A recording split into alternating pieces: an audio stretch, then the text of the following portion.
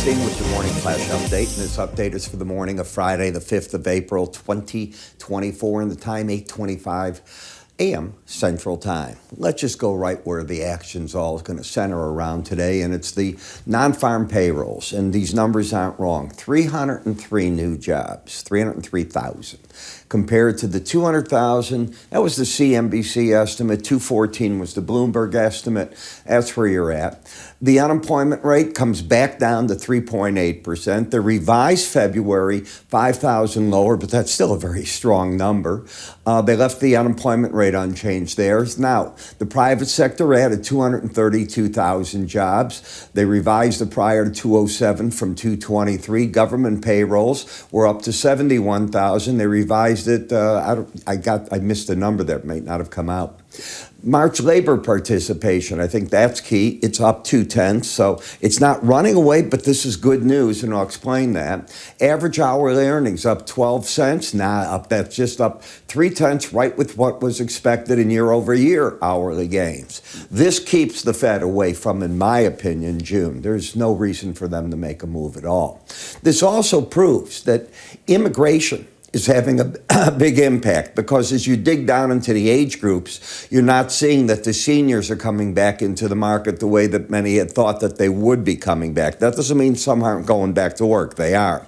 But where do you get all these new jobs, and why are you getting all these new jobs? There's one reason.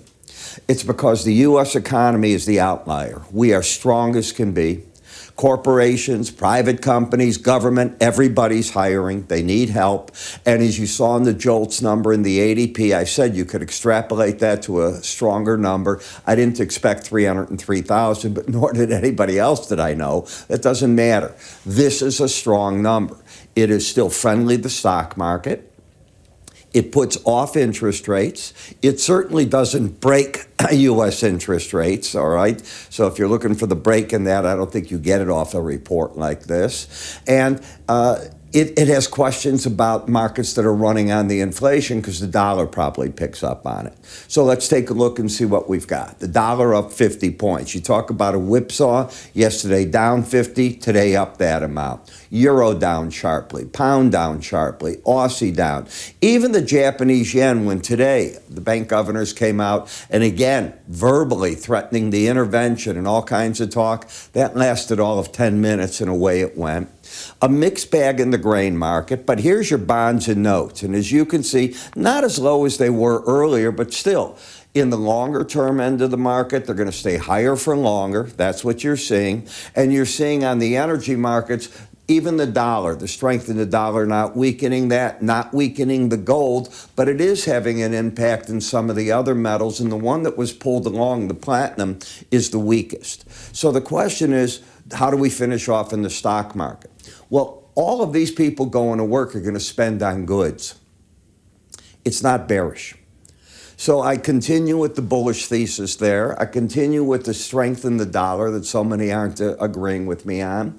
The gold market is running off of Mideast events and other events around the world, as is the demand for the energy markets. We haven't seen yet what Iran may or may not do and what Israel may retaliate with if anything is done. So there's many moving parts. Israel did open another border crossing. Israel has fired a major and a colonel in the attack on the 7 aid workers that killed them on Monday.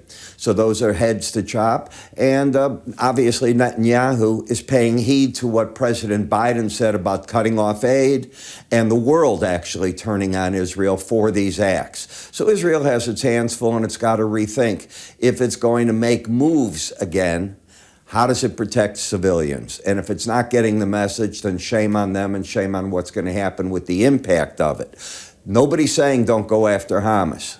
Change your ways and figure out how to do it. That's probably the message that they're getting. So we'll see how this all plays out. But that's what I'm seeing out of this right away. We're going to be writing about this and a heck of a lot more right now. So if you get our Linn research, it's in here. If you get mine, I'll be covering it this morning a little later in the day. And just a little bit from now, I'm going to go as I finish this and start my ETF conversations. So if you get my subscription, my morning videos, I already did the futures, but now I get to review with everybody where to buy, where to sell in the ETF stock market and spider ETFs, so spiders. So you get all that going.